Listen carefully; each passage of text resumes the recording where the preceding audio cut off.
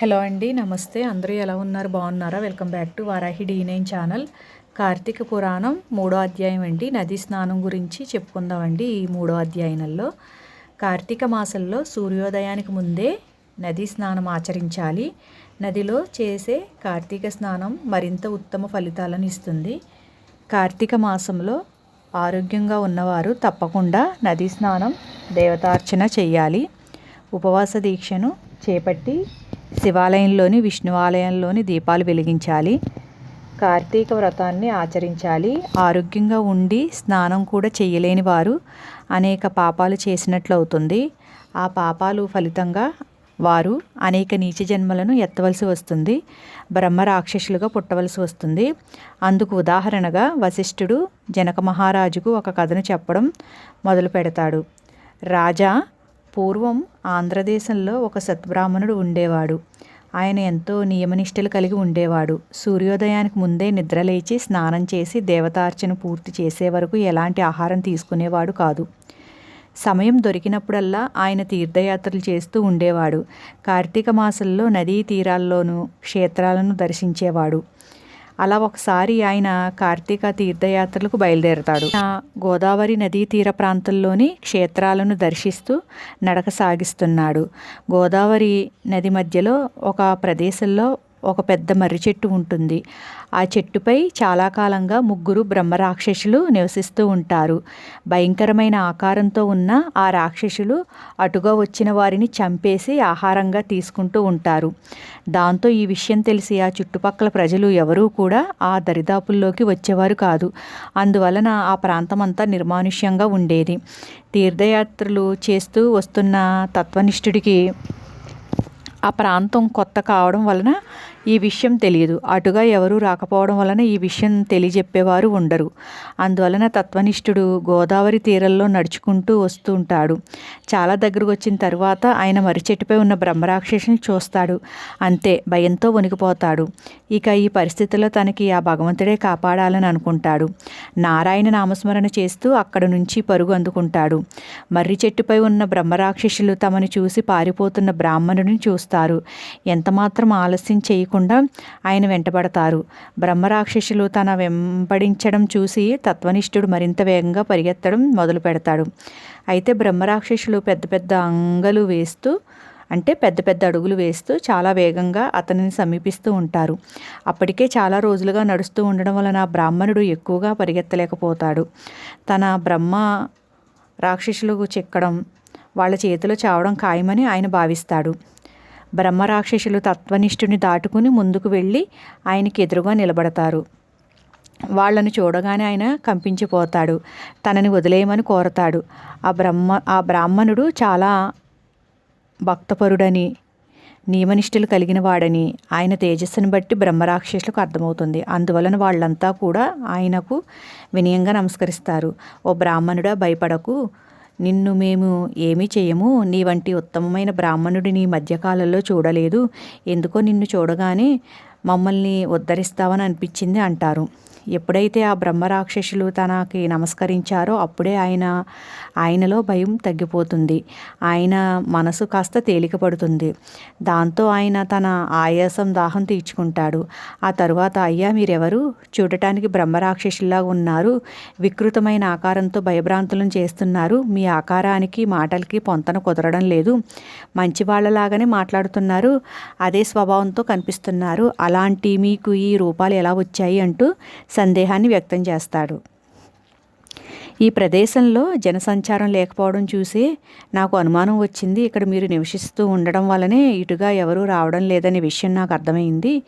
కానీ మీరు మర్రి చెట్టుపై ఉండడం వలన దగ్గరికి వచ్చే వరకు నేను చూడలేదు. మీ వికృతమైన ఆకారాలను చూసి భయంతో పరిగెత్తాను.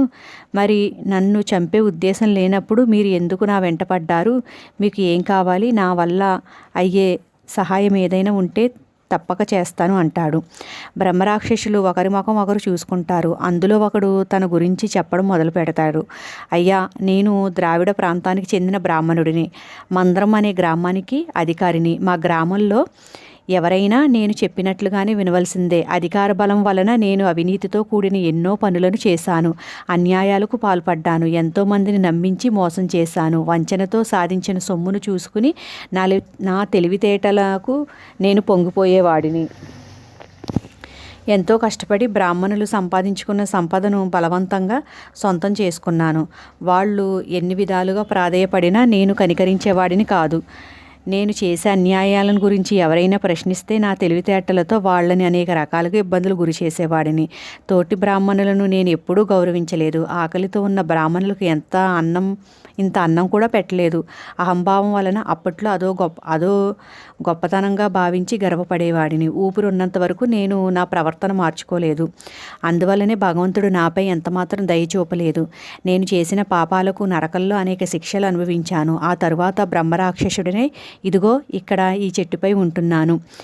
నిన్ను చూస్తుంటే ఉత్తమమైన బ్రాహ్మణుడిలా అనిపించావు. నీలాంటి ధర్మాత్ముడి వలన నాకు ముక్తి కలుగుతుందని అనిపించింది. ఈ జన్మ నుంచి విముక్తిని కలిగించమని కోరడం కోసమే నీ వెంట పడ్డాము. మమ్మల్ని కనికరించి ఇక్కడి నుంచి కదలాలి అనే బ్రాహ్మణుడిని ప్రాధేయపడతారు. బ్రహ్మరాక్షసుడి వేదన వినగానే ఆ బ్రాహ్మణుడికి ఎంతో జాలి కలుగుతుంది. అందరినీ భయపెడుతూ బ్రతకడంలో ఆనందాన్ని పొందకుండా ఆ జన్మ నుంచి ముక్తిని పొందడానికి ప్రయత్నించడం ఆయనకి ఆనందాన్ని కలిగిస్తుంది.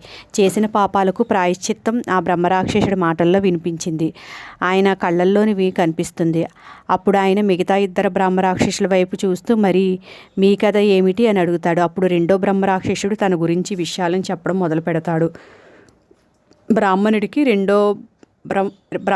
రెండో బ్రహ్మరాక్షసుడు నమస్కరిస్తూ, అయ్యా, నేను చేసిన పాపం కన్నవాళ్ళను ప్రేమగా చూసుకోకపోవడమే. నా తల్లిదండ్రులు నన్ను ఎంతో ప్రేమగా పెంచి పెద్ద చేశారు. ఏ విషయంలోనూ నాకు ఎలాంటి లోటు రాకుండా చూసుకున్నారు. నేను ఏది అడిగినా అది వారి శక్తిని మించినదే. అయినా నా ఆనందం కోసం వెంటనే ఏర్పాటు చేసేవారు. నేను ఎలాంటి ఇబ్బంది పడకుండా ఉండడం కోసం వాళ్ళు అనేక కష్టాలు పడ్డారు. నిజం చెప్పాలంటే వారు సుఖపడటం అనేది నేను చూడలేదు. ఎప్పటికప్పుడు వాళ్ళు అమర్చినవి అనుభవిస్తూ నేను సంతోషపడ్డాను, కానీ అందుకోసం వాళ్ళు పడుతున్న బాధలను గమనించేవాడిని కాదు. ఊహ తెలిసే వయసులో ఆ విషయాన్ని గ్రహించినా పెద్దగా పట్టించుకోలేదు. నన్ను ఆనంద పెట్టడం కోసమే వాళ్ళు జన్మించారన్నట్లుగా వ్యవహరించడం మొదలుపెట్టాను. యవ్వనంలోకి అడుగుపెట్టిన తరువాత అందమైన అమ్మాయితో నా వివాహం జరిపించారు. ఆమెతో కలిసి నేను ఆనందంగా హాయిగా ఉండాలనే ఉద్దేశంతో అన్ని ఏర్పాట్లు చేశారు. అయితే వివాహమైన తరువాత నేను పూర్తిగా భార్య వ్యామోహంలో పడిపోయాను. ఎంతసేపు భార్యకి ఏం కావాలో చూసేవాడిని, కానీ తల్లిదండ్రులను పట్టించుకునేవాడిని కాదు. నా సంపాదన అంతా కూడా నా భార్యతో విలాసంగా గడపడం కోసమే ఖర్చు చేస్తూ ఉండేవాడిని. తల్లిదండ్రుల అవసరాలు మాత్రం అడిగింది లేదు. సంతానం కలిగిన తర్వాత భార్యాబిడ్డలే లోకమైపోయారు. వాళ్లతో ఎప్పుడు సంతోషంగా గడపడం కోసమే నేను నా కాలాన్ని ఖర్చు చేసేవాడిని. అమ్మా నాన్నలను ప్రేమగా చూసింది లేదు. కనీసం ఆత్మీయంగా పలకరించలేదు. పైగా విసురుకోవడాలు కసురుకోవడాలు చేసేవాడిని. అయినా వాళ్ళు అనుక్షణం నా బాగునే కోరుకున్నారు. అలా నా తల్లిదండ్రులు నా నుంచి ఏమీ ఆశించకుండానే ఈ లోకం నుంచి వెళ్ళిపోయారు. తరువాత వయసు పైబడటంతో నన్ను అనారోగ్యాలు చుట్టుముట్టాయి. ఆ స్థితిలో నా తల్లిదండ్రులు ఎంతగా కష్టపడి ఉంటారనేది నాకు అర్థమైంది. చనిపోయిన తరువాత నేను నరకానికి వెళ్ళాను. అక్కడ అనేక శిక్షలు అనుభవించాను. ఆ పాపం ఫలితంగానే బ్రహ్మ రాక్షస రూపం కూడా వచ్చింది. ఈ జన్మ చాలు, మాకు విముక్తిని ప్రసాదించు అని తన ఆవేదనను వ్యక్తం చేశాడు. బ్రాహ్మణుడు మూడవ బ్రహ్మ రాక్షసుడి వైపు చూశాడు. ఆయన కథను చెప్పడం మొదలు పెడతాడు. ఓ బ్రాహ్మణుడా, నేను కూడా గత జన్మలో బ్రాహ్మణుడినే, కానీ నీ అంతటి ఉత్తముడిని కాను. నేను ఒక విష్ణు ఆలయంలో పూజారిగా ఉండేవాడిని. అనునిత్యం భగవంతుడి పూజలో సేవలో తరించవలసిన నేను ఎప్పుడూ కూడా వాటిపై శ్రద్ధ పెట్టలేదు. ఏ రోజున కూడా ఆ స్వామిని అంకిత భావంతో అర్చించినది లేదు, పూజించినది లేదు. మనసంతా ఇతర వ్యామోహాలపై సంచరిస్తూ ఉండేది. మనసు ఎటు వెళితే నేను అటు వెళ్ళాను. ధర్మబద్ధమైన కోరికలను తీర్చడానికి భగవంతుడు సిద్ధంగా ఉంటే నేను ఆయన పాదాలను వదిలిపెట్టి అందుకు భిన్నమైన మార్గంలో ప్రయాణించాను. భగవంతుడి సేవ కోసం ఉపయోగించవలసిన వాటిని కూడా నేను నా సంతోషాల కోసం ఇతరులకు సమర్పించుకున్నాను. నేను నడుచుకునే మార్గం తప్పు అని నాకు చాలామంది చెప్పారు, కానీ నాలోని అహంభావం వలన నేను ఎప్పుడూ కూడా వినిపించుకోలేదు. నాకు తోచిన మార్గంలోనే నేను వెళ్ళాను. అందుకు నరకంలో తగిన శిక్షలని అనుభవించాను. ఇక ఆ పాపంలోని భాగంగానే బ్రహ్మరాక్షసుడిగా ఈ మర్రి చెట్టుని పట్టుకుని ఉన్నాను. దయతో మాకు ఈ జన్మ నుంచి విముక్తిని కలిగించు. అందుకు ఏం చెయ్యాలో చెబితే చేయడానికి మేము సిద్ధంగా ఉన్నామంటాడు. ఇక మీరు బాధపడవలసిన పని లేదు. ఇది కార్తీక మాసం. నేను నదీ తీరాల్లోనూ క్షేత్రాలను దర్శిస్తూ వెళ్తున్నాను. మరి కొన్ని రోజులు కావేరీ నదికి చేరుకుంటాను, మీరు నన్ను అనుసరించండి. కార్తీక మాసంలో నదీ స్నానం వలన అనేక పాపాలు నశిస్తాయి అని చెబుతాడు.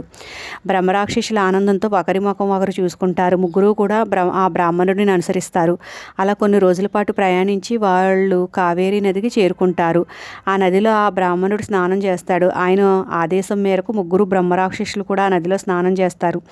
ఆ తరువాత ఆ బ్రాహ్మణుడు తన నదీ స్నాన ఫలితాన్ని ఆ ముగ్గురికి దోరపోస్తాడు. దాంతో వాళ్ళకి బ్రహ్మరాక్షస జన్మ నుంచి విముక్తి లభించి దివ్య శరీరాలతో పుణ్యలోకాలకు వెళ్ళిపోతారు. కార్తీకంలో నదీ స్నానం ఎంతటి పుణ్యప్రదమైనదనేది తెలుసుకుని వశిష్ఠ మహర్షికి జనక మహారాజు భక్తి శ్రద్ధలతో నమస్కరిస్తారు. ఓకే అండి, విన్నారు కదండి కార్తీక మాసం అధ్యాయం 3 నదీ స్నాన ఫలితం గురించి. మధ్యలో కొన్ని డిస్టర్బెన్స్ వచ్చినాయండి, కొంచెం అడ్జస్ట్ చేసుకోండి. ఓకే అండి, మళ్ళీ మరో వీడియోతో కలుద్దామండి. బాయ్ అండి, థ్యాంక్ యూ.